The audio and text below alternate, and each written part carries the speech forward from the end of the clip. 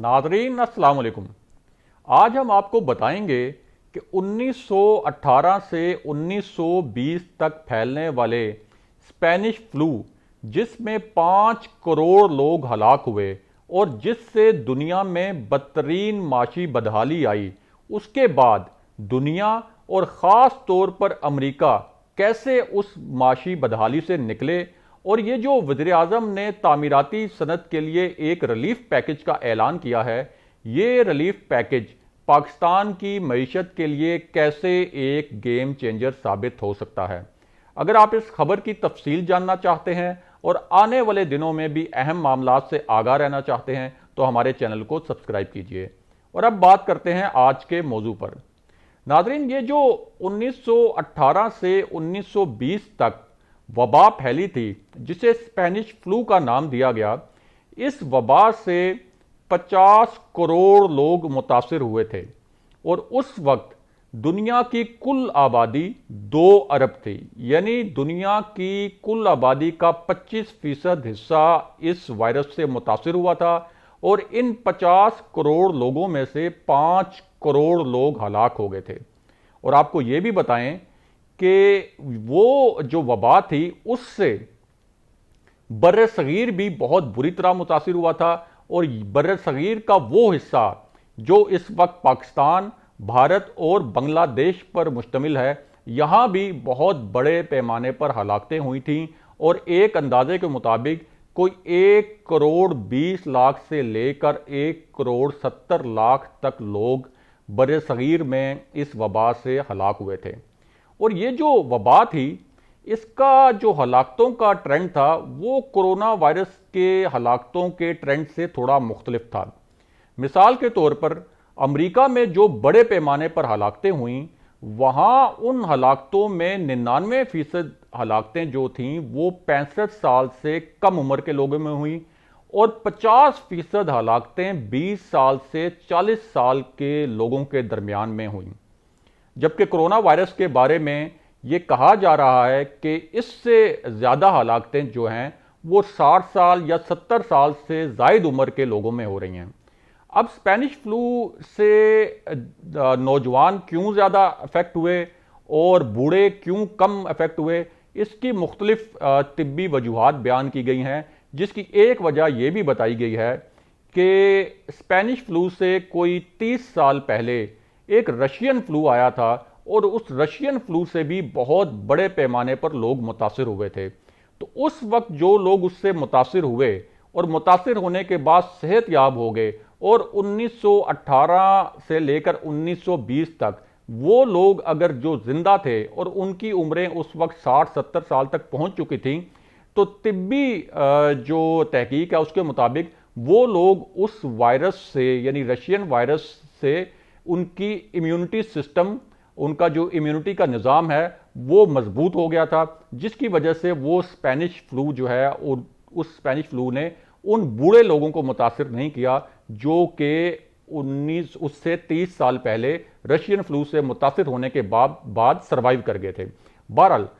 वो जो Spanish flu के फिगर थे उनमें एक हैरान कुन बात यह भी थी कि इस फ्लू से होने वाली हलाकतों में चीन वो खित्ता था जहां दीगर मुल्कों की निस्बत कम हलाकतें हुई, लेकिन ओवरऑल ये एक बहुत ही बड़े पैमाने पर और इसे कहा जाता है कि तारीख की बदतरीन वबाओं में से एक वबा थी। और ख़ास तौर पर इसकी जो दूसरी लहर आई, जिस तरह से एक खदशा जाहिर किया जा रहा है कि कोरोना वायरस की ये एक पहली लहर है, इसके बाद एक दूसरी लहर भी आ सकती है, तो उस वक्त जो स्पेनिश फ्लू की जो दूसरी लहर थी वो बहुत ही खतरनाक थी और उसमें बहुत बड़े पैमाने पर हलाकतें हुई थीं। और फिर जो दूसरी उसकी लहर थी उसके बाद ये फ्लू अचानक ख़त्म भी हो गया था और उसकी भी बहुत ज़्यादा मुख्तलिफ तिब्बी वजूहात भी बयान की गई हैं। लेकिन उस वक्त भी जैसे कोरोना वायरस के मामले पर कुछ हुकूमतों ने लेट रिएक्ट किया, सोशल डिस्टेंसिंग का अमल लेट शुरू किया, लॉकडाउन लेट शुरू हुआ, इसी तरह उस वक्त की जो फ्लू था उसके बारे में भी जो तहकीक की गई है उसके बारे में भी यही कहा गया है कि उस वक्त भी चर्चेस जो हैं और जो स्कूल्स हैं और जो दफातर हैं वो शुरू के जो चंद हफ्ते थे उनमें वो चलते रहे और उस वक्त वो लॉकडाउन बर वक्त नहीं किया गया, जिसकी वजह से वो बीमारी बड़े पैमाने पर फैली। बहरहाल ये तो थे इसके कुछ तिब्बी आदादो शुमार और ये इस बारे में कि ये फ्लू एक्चुअली कैसे फैला। लेकिन इसके जो माशी असरात थे वो बहुत ही ज़्यादा तबाहकुन थे, क्योंकि वो जो लॉकडाउन था और जो सोशल डिस्टेंसिंग थी और उससे पहले जो पहली जंगे अजीम के माशी असरात थे, तो ये सब चीज़ें कंबाइन होकर इसने दुनिया की मईशत को पूरी तरह से तबाह करके रख दिया। और उस वक्त ये अंदाजे लगाए जा रहे थे कि दुनिया की मईशत शायद अगले 50 साल तक बहाल ना हो सके। लेकिन उसके बाद अमेरिका, जो इस वायरस से बहुत ज़्यादा मुतासिर हुआ था, उसने एक आउट ऑफ बॉक्स एक सोल्यूशन निकालने की कोशिश की और उसने तामीराती इंडस्ट्री, जब ये वबा ख़त्म हुई तो उसको मुकम्मल तौर पर खोल दिया और उस दौरान लोगों को इनकरेज किया गया कि वो तामीराती शोबे में पैसा लगाएं, सरमायाकारी करें। और अमेरिका में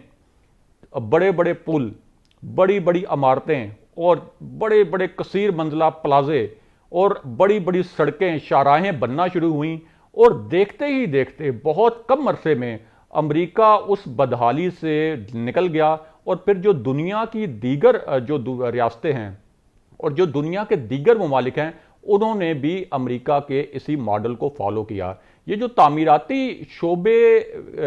में रिलीफ देने वाला जो मॉडल है और तामीराती शोबे को जो खोलने वाला मॉडल है, ये सबसे ज़्यादा अप्लाई किया गया अमेरिका की रियासत कैलिफोर्निया में। और आपको बताएं कि कैलिफोर्निया जो अमेरिका की रियासत है, उसकी जीडीपी इस वक्त दुनिया में, दुनिया के ममालिक में, यानी अगर कैलिफोर्निया अगर एक अलग मुल्क होता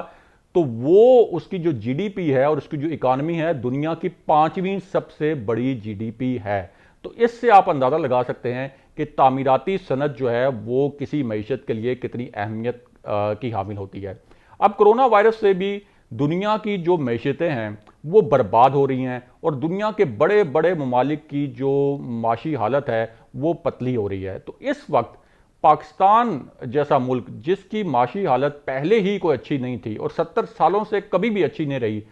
तो कोरोना वायरस से भी ये खदशा था कि हमारी जो इकॉनमी है वो इतने बुरे तरीके से बैठेगी कि शायद अगले 15 साल में भी हमारी इकॉनमी रिकवर ना कर सके। और इस वक्त इकॉनमी का जो करंट पूल है उसके अंदर तो कोई ऐसे वसाइल थे ही नहीं कि कोरोना वायरस के चैलेंज से निपटने के लिए भी वसाइल मुख्तस किए जाएं और दूसरी जानिब इकॉनमी को भी आगे चलाया जाए। तो इसके लिए एक आउट ऑफ बॉक्स सोल्यूशन चाहिए था। इसलिए यह फैसला किया गया प्राइम मिनिस्टर इमरान खान की जानिब से और उनके जो मुशीर हैं, माली मुशीर, उन्होंने वज़ीर आज़म को यह मशवरा दिया कि तामीराती इंडस्ट्री को रिलीफ दिया जाए, क्योंकि ये जो तामीराती सनत है इसके साथ 70 मजीद छोटी बड़ी सनतें जुड़ी हुई होती हैं और जब ये तामीराती सनत चलती है तो वो 70 सनतें भी साथ चलना शुरू हो जाती हैं। और दुनिया भर के जो माशी माहिरीन हैं और जो मालियाती अमूर के माहिरीन हैं वो इस बात पर मुत्तफिक हैं कि कोरोना वायरस से दुनिया में मईशत की जो तबाही हुई है,